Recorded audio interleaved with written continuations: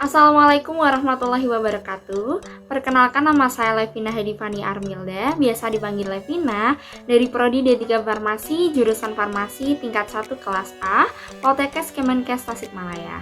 Nah, pada video kali ini, saya akan memaparkan sebuah materi yang erat hubungannya dengan dunia kefarmasian, yaitu pelayanan informasi obat. Nah, kita akan membahas nih mulai dari apa itu PIO. Sebelumnya, jadi pelayanan informasi obat itu biasa disebut dengan PIO.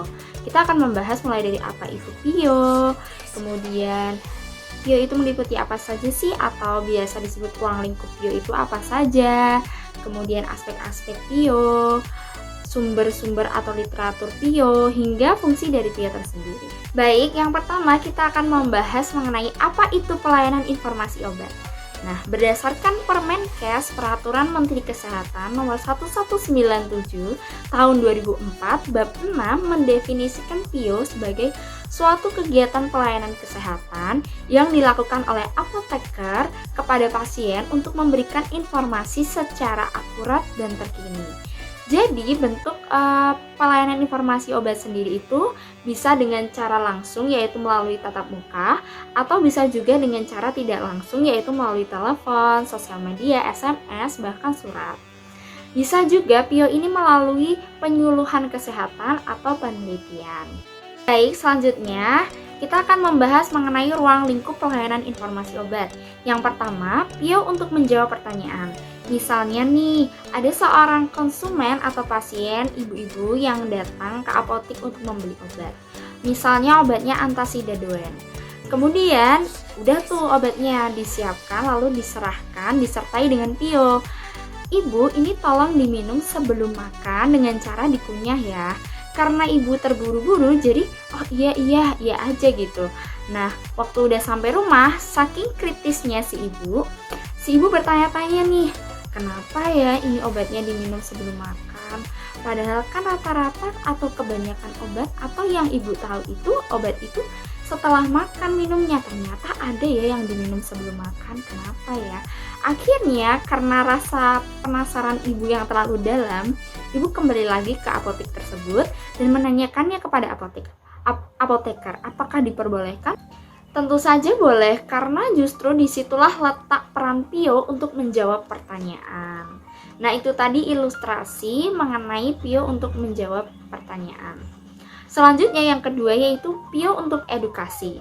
Misalnya, PIO di sini menunjang kegiatan pembelajaran yang berhubungan dengan dunia kefarmasian. Mulai dari sekolah menengah kejuruan farmasi, sekolah menengah farmasi, hingga perguruan tinggi yang berhubungan erat atau jurusannya itu farmasi. Selanjutnya yang ketiga yaitu PIO dalam bentuk publikasi. Menurut Siregar dalam jurnalnya tahun 2004, sebagai upaya mengkomunikasikan informasi tentang kebijakan penggunaan obat, maka buletin farmasi atau kartu informasi berfokus kepada suatu golongan obat untuk dapat dipublikasikan dan disebarkan kepada profesional kesehatan. Baik, kemudian masih membahas mengenai ruang lingkup PIO, yaitu yang keempat, PIO untuk evaluasi penggunaan obat.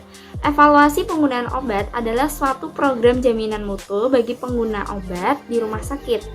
Jadi evaluasi penggunaan obat ini memerlukan standar atau kriteria penggunaan obat yang digunakan sebagai acuan dalam mengevaluasi ketepatan maupun ketidaktepatan dalam penggunaan obat. Maka oleh karena itu, apoteker di sini memegang peranan penting karena apoteker sebagai yang melakukan PIO sebagai pemberi informasi atas penggunaan obat, maka memegang peranan penting dalam pengembangan standar atau kriteria penggunaan obat. Selanjutnya yaitu PIO dalam studi obat investigasi. Nah, sebelumnya kita harus tahu dulu nih obat investigasi itu apa sih? Jadi obat investigasi adalah obat yang masih dipertimbangkan untuk dipasarkan secara komersial kepada masyarakat karena belum disetujui oleh BPOM untuk digunakan pada manusia. Nah, tanggung jawab untuk mengkoordinasikan penambahan, pengembangan, dan penyebaran informasi yang tepat untuk obat investigasi ini terletak pada suatu pelayanan informasi obat. Dan yang terakhir yaitu PIO untuk mendukung kegiatan panitia farmasi dan terapi. Jadi, partisipasi aktif dari panitia farmasi dan terapi merupakan peranan yang sangat vital dan sangat berpengaruh bagi penggunaan obat di rumah sakit. Hal ini dapat disiapkan oleh suatu pelayanan informasi obat yang baik pula. Selanjutnya, meliputi apa saja sih informasi obat itu? Jadi, selain melalui PIO yang dilakukan oleh apoteker, sebenarnya informasi obat juga dapat kita peroleh melalui kardus atau kemasan obat. Saya sudah memasukkan salah satu contoh kardus obat di atas, dan mari kita analisis satu persatu dari setiap bagian kardusnya. Kita mulai dari bagian kardus depan terlebih dahulu ya. Jadi di kardus depan di sini terdapat nama dagang obat, yaitu Stimuno. Kemudian di bagian kiri atas, pojok kiri atas terdapat golongan obatnya, yaitu golongan obat fitofarmaka. Nah, pasti teman-teman ada yang bertanya-tanya nih, emang ada ya golongan obat fitofarmaka? Bukannya kalau golongan obat tuh obat bebas terbatas, keras. Nah, kenapa ini fitofarmaka? Jadi, saya jelaskan sedikit. Fitofarmaka ini merupakan salah satu jenis obat tradisional. Fitofarmaka telah terstandarisasi dan telah melalui uji praklinik dan klinik sehingga aman untuk digunakan. Kemudian di bagian kanan bawah di sini terdapat jumlah atau massa seluruh obat, yaitu sebesar 60 ml. Kita beralih ke bagian sebelah kanan, di mana bagian atasnya terdapat label yang bertuliskan kocok dahulu sebelum dipakai, tidak mengandung alkohol dan pewarna makanan. Selanjutnya di bawahnya terdapat translate dalam bahasa Inggris, lalu di bawahnya terdapat komposisi dan dosis yang dianjurkan. Kemudian ada interaksi obat, dan di bagian paling bawah terdapat POM FF nomor, yang berarti bahwa obat ini telah melalui uji dari BPOM sehingga aman untuk dipasarkan di masyarakat. Selanjutnya, kita beralih ke bagian sebelah sisi kiri dari kemasan obat ini, di mana di bagian atasnya bertuliskan label masih sama dengan bertuliskan tutup botol dengan rapat, setelah dibuka simpan pada suhu di bawah 30 derajat. Lalu ada translate-nya. Kemudian di bawahnya ada kalimat bertuliskan Stimuno terdaftar sebagai fitofarmaka karena dibuat dari ekstrak meniran, tanaman meniran yang terstandarisasi dan telah melalui uji praklinik dan klinik. Selanjutnya di bawahnya terdapat khasiatnya juga untuk meningkatkan kekebalan tubuh. Lalu terdapat kontraindikasi, dan di bawah sini terdapat pabrik yang memproduksinya dan tempat diproduksinya obat ini, yaitu PT Beta Pharmacon Karawang, Indonesia. Dan yang terakhir, kita beralih ke bagian bawah kardus obat, di mana di sini bertuliskan BN, MD, dan ED. Kita bahas satu persatu. BN artinya batch number, yaitu nomor batch yang biasa kita sebut dengan kode produksi. Lalu di bagian bawahnya MD itu make date, artinya tanggal dibuatnya obat ini, yaitu Mei 2020. Dan ED yaitu expired date, yaitu tanggal kadaluarsa, yakni April 2022. Kemudian yaitu sumber informasi obat. Sumber informasi obat terdiri dari 3. Yang pertama pustaka primer, yang kedua pustaka sekunder, dan pustaka tersier. Mari kita bahas satu persatu. Yang pertama pustaka primer. Pustaka primer adalah artikel original yang memperkenalkan pengetahuan atau peningkatan pengetahuan tentang suatu persoalan. Nah, pustaka primer ini memberikan dasar bagi pustaka sekunder dan tersier. Contoh dari pustaka primer antara lain laporan hasil penelitian, laporan kasus, laporan deskriptif, dan studi evaluatif. Yang kedua yaitu pustaka sekunder merupakan sistem penelusuran kembali untuk pustaka primer. Nah, pustaka sekunder ini sangat jarang digunakan untuk keputusan klinik. Contohnya Inpharma, IPA, International Pharmaceutical Abstract, Pharmline, Medline, dan masih banyak yang lain. Kemudian yang ketiga adalah pustaka tersier, di mana pustaka tersier merupakan pustaka yang paling umum digunakan, mudah dimasuki, dan biasanya dapat memenuhi kebanyakan permintaan informasi obat spesifik penderita. Nah, pustaka tersier ini contohnya adalah buku teks atau database, kajian artikel, kompendia, dan pedoman praktis. Nah, itu dia 3 sumber informasi obat. Sebenarnya ada lagi sumber lain yang tidak dimasukkan ke dalam 3 pustaka tersebut, yakni komunikasi dengan tenaga ahli berdasarkan pengalaman, manufaktur, dan brosur penelitian. Selanjutnya, kita akan membahas mengenai fungsi dari pelayanan informasi obat.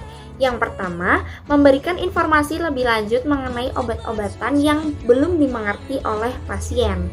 Jadi misalnya nih, ada salah satu obat diabetes mellitus yang cara penggunanya itu diminum setelah 1 suapan pertama makan. Nah, jika teman-teman ingin mengerti atau ingin tahu, bisa ditanyakan oleh kepada apoteker. Kemudian yang kedua, meningkatkan profesionalisme apoteker. Karena dalam pelaksanaan PIO ini, pelaksanaan pelayanan informasi obat, apotekerlah yang paling memiliki peran penting dalam kesuksesannya memberikan informasi mengenai obat-obatan. Selanjutnya yang ketiga, menunjang terapi obat yang rasional. Nah, tujuannya adalah menghindari penyalahgunaan obat atau mencegah penggunaan obat yang tidak bertanggung jawab. Dan yang terakhir, meningkatkan keberhasilan pengobatan. Baik, kesimpulan dari materi yang saya paparkan antara lain, pelayanan informasi obat merupakan suatu pelayanan kesehatan yang dilakukan oleh apoteker untuk memberikan informasi secara akurat, etis, tidak biasa kepada pasien. Nah, informasi yang diberikan haruslah benar, etis, bijaksana, sehingga menyebabkan penggunaan obat yang rasional dan menghindari terjadinya kesalahan obat. Sekian materi yang bisa saya sampaikan, semoga dapat membantu teman-teman. Saya mohon maaf apabila terdapat kekurangan dan kesalahan karena saya masih belajar. Terima kasih. Wassalamualaikum warahmatullahi wabarakatuh.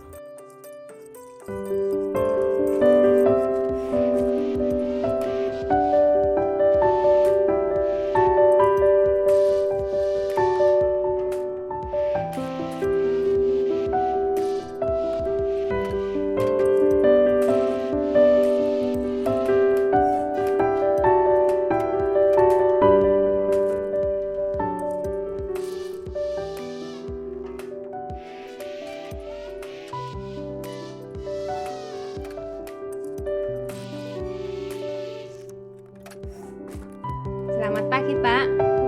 Mau menebus obat? Selamat pagi. Baik, saya terima resepnya. Silahkan duduk. Resep akan kami persiapkan.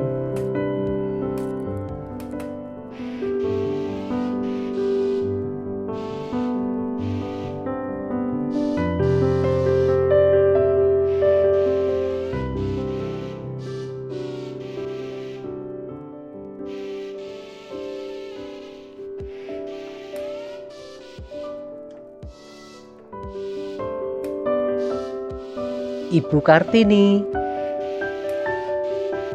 Terima kasih Ibu sudah menunggu. Harga obat semua Rp100.000. Apakah akan diambil semua? Ya, saya ambil semua. Silahkan dibayar di kasir. Obat akan kami siapkan.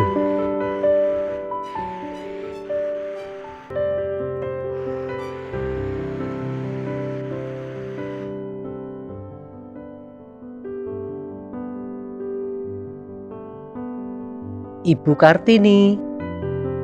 Ibu Kartini, ini obat batuknya. Diminum 3 kali sehari 1 sendok takar 5 mili. Setelah minum obat ini, mungkin agak mengantuk, tapi tidak apa-apa. Jika nanti di rumah ada masalah dengan obat, Ibu bisa menghubungi apoteker. Terima kasih.